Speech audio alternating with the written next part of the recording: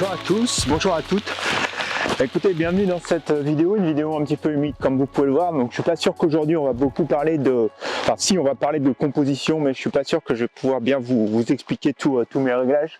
Parce que je pense que ça va être un peu compliqué de sortir tout le matériel, mais en tout cas ça va pas nous empêcher de continuer à faire des photos pendant cette sortie. Mais de toute façon aujourd'hui, je voulais surtout vous parler de comment faire la différence, qu'est-ce qui fait la différence plutôt entre une belle et une bonne photo. Allez, c'est parti pour la vidéo d'aujourd'hui.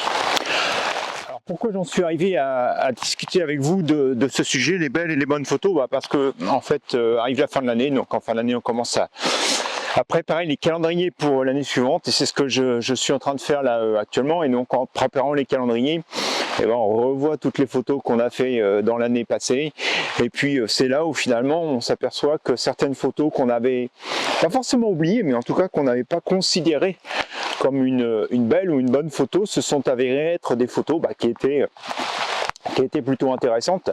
Alors je fais à chaque fois de mes sorties, je fais toujours des sélections, ce sont les images que vous pouvez voir dans toutes les vidéos.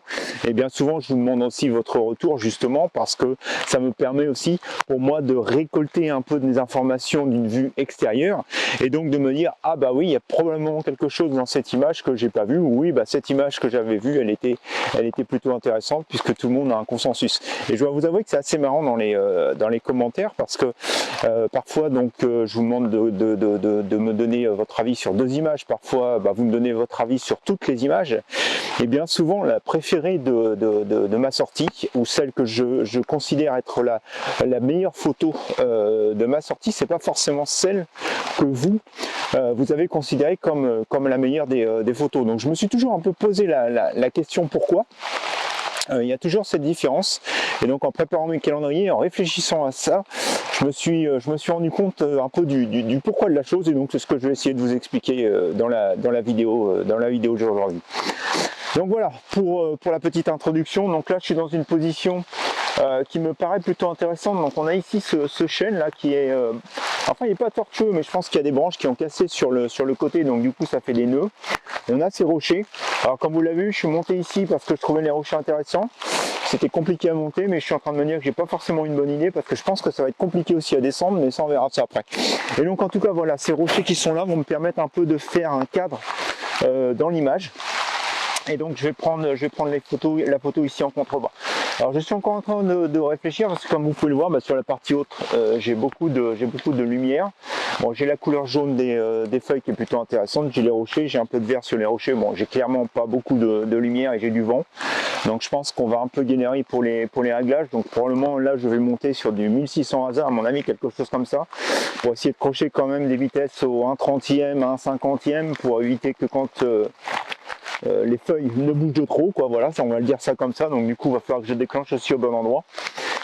Et puis là sur le diaphragme, je vais faire une mise au point à peu près sur les rochers.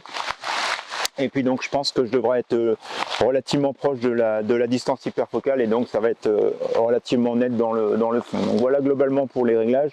Donc ma composition, le cadre entre les rochers, le chêne comme point d'intérêt avec les feuilles. Et puis c'est parti. Je suis désolé, je ne vais pas vous montrer toute l'arrière de l'appareil photo, parce que comme je vous disais, avec la pluie là ça devient vraiment compliqué, et comme je veux pas trop zoomer avec mon objectif, justement je vais m'expliquer pourquoi, pour pas faire rentrer de l'eau dans l'objectif, ou trop d'humidité dans l'objectif, on va plutôt le dire comme ça. Donc du coup je suis désolé, pas de vue derrière la caméra aujourd'hui, mais en tout cas une image que je vous laisse regarder là tout de suite. Allez, c'est parti.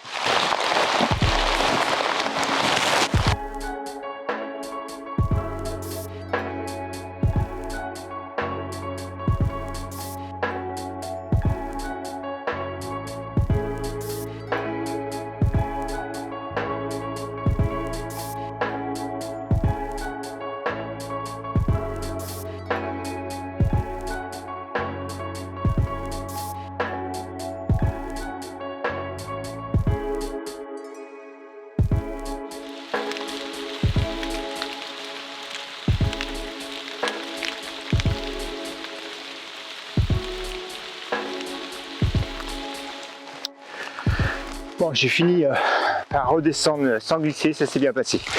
Donc ouais, je vous disais, belle photo, bonne photo, comment déjà ça se passe? Je dirais que la première des choses, c'est que comme je vous le disais, il faut déjà que ce soit une photo qui vous plaise à vous. Et donc quand je sors, en fait, il y a toujours les 2, 3, 4 images que vous voyez qui sont celles que j'ai décidé de vous montrer. Et si j'ai décidé de vous les montrer, c'est parce que j'ai considéré que dans ma sortie, c'était les meilleures photos.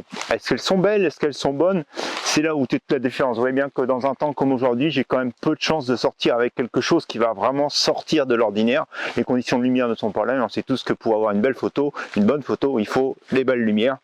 Donc aujourd'hui, ça va être difficile. Néanmoins, sur cette sortie, il y aura probablement 1-2 photos qui vont sortir du lot. Je vais essayer de vous en montrer un maximum et d'en prendre un maximum aujourd'hui parce qu'on passe pas beaucoup de temps sur les réglages. Mais en fait, ma sortie, c'est ça. Il y a ce que vous voyez et ce que vous voyez pas. Parce que des fois je prends juste la photo avec l'appareil photo, avec le téléphone je veux dire, et je me dis ouais non ça marche pas, je passe. Des fois j'essaye quand même avec l'appareil mais je vous l'explique pas parce que je suis pas sûr de mes choses et puis ça passe pas. Et j'ai quelquefois des images qui passent et du coup vous les voyez pas. Alors vous pouvez les voir parfois sur les réseaux sociaux, parfois sur mon site internet. Mais voilà, il y a toujours ça.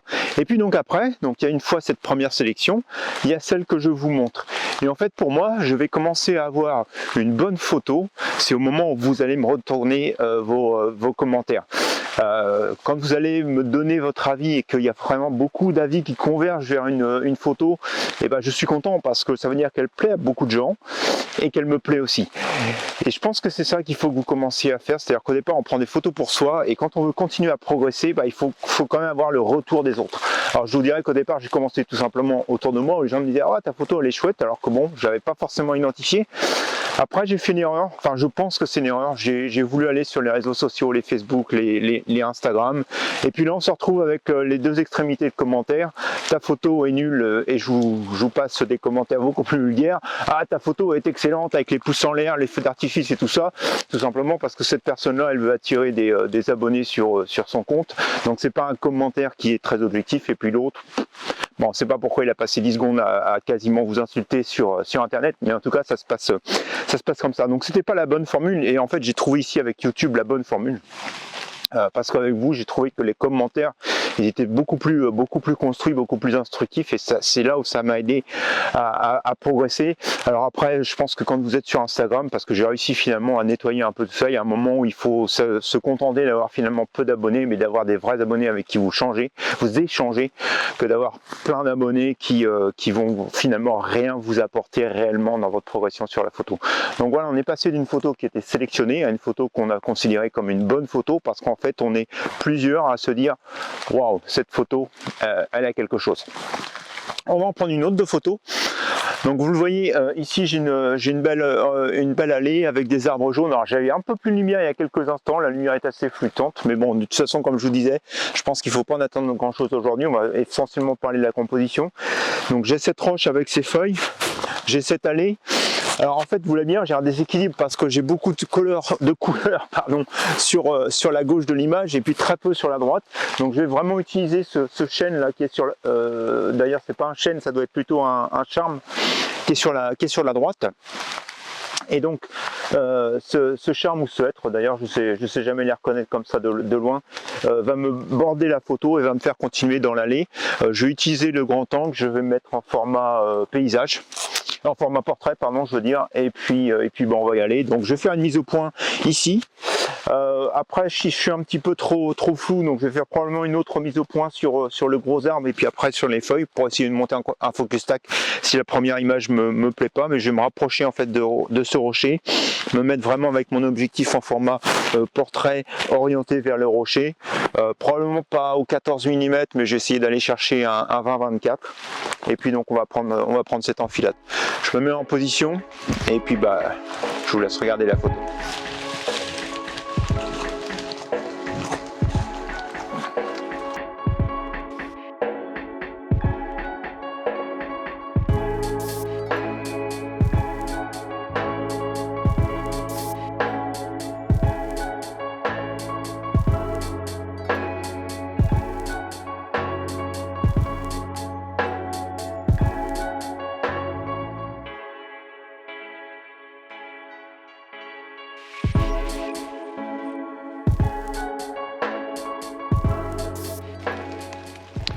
Donc voilà, comme je vous disais tout à l'heure, il y a les photos que je montre, il y a les photos que je ne montre pas forcément. Aujourd'hui, j'ai décidé de vous montrer tout ce que je vais prendre en photo. Donc ici, une petite enfilade. Les houx qui commencent à être en fleurs, alors les feuilles qui se coincent dans les épines des houx, c'est assez marrant aussi. Mais en tout cas, voilà, quelque chose d'assez plaisant, quelques fougères au premier plan. On y va, je prends la photo. Je vais être toujours avec mon 14-30 mm parce que je sors plus l'autre appareil photo, c'est vraiment infernal au niveau de l'eau, donc je reste avec le 14-30 mm. Et puis vous voyez, ça s'y prête relativement bien. Donc du coup, je vais prendre l'image et puis je vous la montre à l'écran.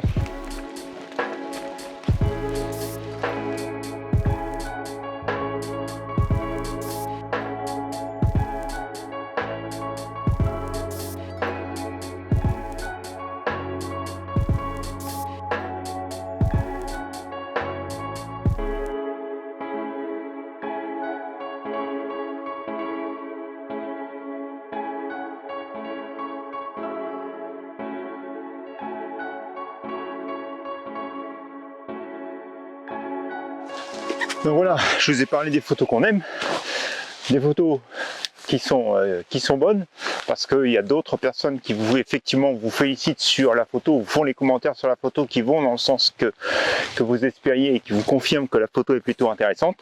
Et puis donc après, il y a les belles photos. Alors les belles photos, c'est quoi? Je crois que c'est complètement subjectif. Pour moi, en fait, une belle photo, en fait, c'est la photo que je vais regarder, et quand je vais la regarder, je vais me replonger au moment et à l'instant où j'étais. Et donc parfois, les belles photos ne sont pas forcément les bonnes photos pour moi, parce qu'en fait, quand je partage une photo, justement, vous pouvez ne pas la considérer bonne pour tout un tas de raisons qui peuvent être techniques, mauvaise exposition, mauvaise composition, plein de choses, mauvais développement aussi. Parfois j'ai des commentaires sur les développements et qui sont tout à fait justes. Mais pour moi ça reste une belle photo parce qu'en fait à chaque fois que je la regarde, je peux me remettre exactement dans l'instant où je l'ai pris. Et en fait c'est ça vraiment que je recherche quand je fais une photo, c'est que quand on est photographe, on est dans la nature, on vit des moments qui sont furtifs comme tout le monde, je veux dire, chaque instant passe, mais quand on arrive à les capturer sur l'image et quand on arrive à les regarder plus tard et à revenir dans ce moment-là et se remémorer ce qu'on a ressenti au moment où on a pris la photo, pour moi je trouve qu'on a fait une belle photo. Alors je sais pas si celle-là sera une belle photo, mais en tout cas écoutez, c'est ce que je vais essayer de prendre. Donc il y a les rochers, il y a les fougères sur le rocher, il y a des couleurs, il y a ce petit chemin qui nous donne un peu une ligne de conduite dans l'image. Donc c'est vraiment très serré parce que là-haut j'ai un ciel qui est tout blanc.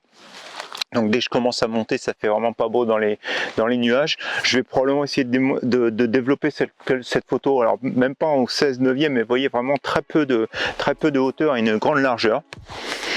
Et puis voilà, écoutez, on va prendre la photo, on va essayer, je vais vous la montrer à l'écran et puis vous me direz votre retour. Allez, en avant.